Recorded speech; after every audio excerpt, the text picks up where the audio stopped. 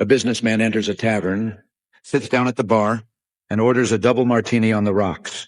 After he finishes the drink, he peeks inside his shirt pocket, then orders the bartender to prepare another double martini.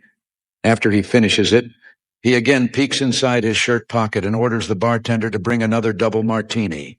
The bartender says, "Look, buddy, I'll bring you martinis all night long, but you got to tell me why you look inside your shirt pocket before you order a refill." The customer replies, "I'm peeking at a photo of my wife.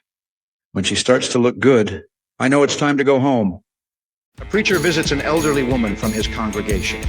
As he sits on the couch, he notices a large bowl of peanuts on the coffee table. "Mind if I have a few?" he asks.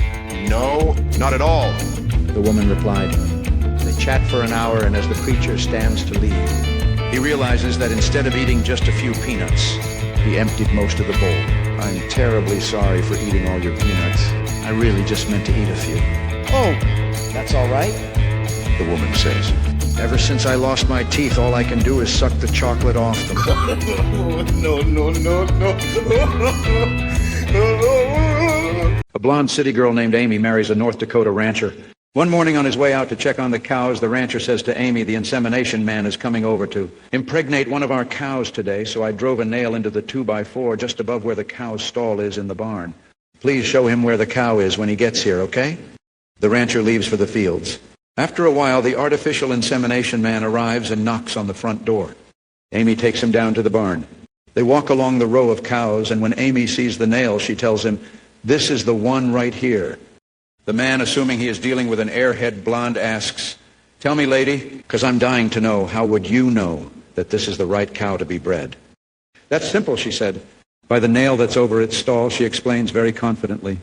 Laughing rudely at her, the man says, "And what, pray tell, is the nail for?"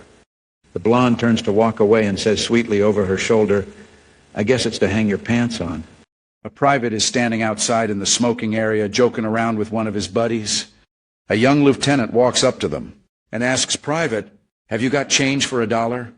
The private looks over at him and replies, "Yeah, sure, buddy. No problem." The lieutenant stares at him, mouth agape, then begins tearing into him. "What, directly in the... Did you call me private? I am not your buddy, I am an officer, and you will afford me all the respect deserving of my rank. Put your heels together and stand at attention when you address me." The lieutenant takes a deep breath and looks at the private, who is now standing ramrod straight. "Let me ask you again, private, and choose your words carefully this time. Do you have change for $1?" "I do not, sir." The Pope and Donald Trump are standing in front of a large crowd. The Pope says to Trump, "Do you know that with one little wave of my hand I can make every person in this crowd go wild with joy? This joy will not be a momentary display like that of your followers, but will go deep into their hearts. And for the rest of their lives, whenever they speak of this day, they will rejoice." Trump replies, "I seriously doubt that. With only one wave of your hand? Show me." So the Pope slapped him. A fellow went to the doctor, who told him that he had a bad illness and only a year to live. So he decided to talk to his pastor. After the man explained his situation, he asked his pastor if there was anything he could do. "What you should do is go out and buy a late 70s or early 80s model Dodge pickup," said the pastor. "Then go get married to the meanest, ugliest woman you can find, and buy yourselves an old house trailer in the panhandle of Oklahoma." The fellow asked, "Will this help me live longer?" "No," said the pastor, "but it will make what time you do have seem like forever." An old ranch owner named John farmed a small ranch in Montana. The Montana Wage and Hour Department suspected that he was not paying proper wages to his workers and sent an agent out to interview him. "I need a list of your employees and how much you pay them," demanded the agent. "Well," replied old John, "there's my ranch hand who's been with me for 3 years. I pay him $600 a week plus free room and board. The cook has been here for 18 months, and I pay her $500 a week plus free room and board. Then there's the half-wit who works about 18 hours every day and does about 90% of all the work around here. He makes about $10 per week, pays his own room and board, and I buy him a bottle of bourbon every Saturday night. That's the guy I want to talk to." "The half-wit," says the agent. "That would be me," replied old rancher John. A lawyer was late for an appointment and decided to run a stop sign. As luck would have it, a farmer was proceeding through on his tractor at that very moment, and there was a tremendous crash. The lawyer jumped out of his car. "You idiot!" he yelled. "Why weren't you paying attention? Now I'm going to be late for my appointment." The farmer calmly surveyed the scene.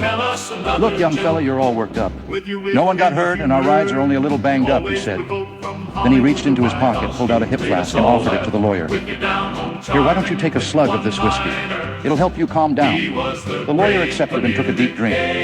A bit later, he tipped up the flask and took another swig. Then he returned it to the farmer, who closed the flask and put it away. "Don't you want any yourself?" asked the lawyer. "Not just yet," answered the farmer. "I'll wait until after the police leave." One day a man passed by a farm and saw a beautiful horse. Hoping to buy the animal, he said to the farmer, "I think your horse looks pretty good, so I'll give you $500 for him." "He doesn't look good and he's not for sale," the farmer said. The man insisted, "I think he looks good and I'll up the price to $1,000. "He doesn't look so good," the farmer said, "but if you want him that much, he's yours." The next day the man came back raging mad. He went up to the farmer and screamed, "You sold me a blind horse. You cheated me." The farmer calmly replied, "I told you he didn't look so good, didn't I?" The new minister stood at the church door greeting the members as they left the Sunday morning service. Most of the people were very generous, telling the new minister how much they liked his message, except for one man who said that was a very dull and boring sermon, Pastor. A few minutes later, the same man again appeared in line and said, "I don't think you did much preparation for your message." Once again the man appeared, this time muttering, "You really blew it. You didn't have a thing to say, Pastor." Finally, the minister could stand it no longer. He went to one of the deacons and inquired about the man. "Oh, don't let that guy bother you," said the deacon. "He's a little slow. All he does is go around repeating whatever he hears other people saying." The eclipse did two things our political leaders cannot.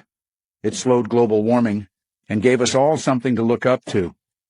I hate political jokes, and it disgusts me that two are running for president. Joke I heard on a Russian political discussion show. Do honest politicians exist? Of course, but they are the most expensive. Political correctness has gone mad. I can't even refer to my own child as my disabled son. Apparently it's my daughter. Political speeches are like steer horns. A point here, a point there, and a lot of bull in between. A political joke for both sides? Joe Biden has forgotten more about governing than Trump ever learned. A funeral service is being held in a church for a woman who has just passed away. At the end of the service, the pallbearers carrying the casket accidentally bump into a wall, jarring the casket. They hear a faint moan. They open the casket and find that the woman is actually alive. She lives for 10 more years and then dies. A ceremony is again held at the same church, and at the end the pallbearers are again carrying the casket out. As they are walking, the husband calls out, "Watch out for the wall."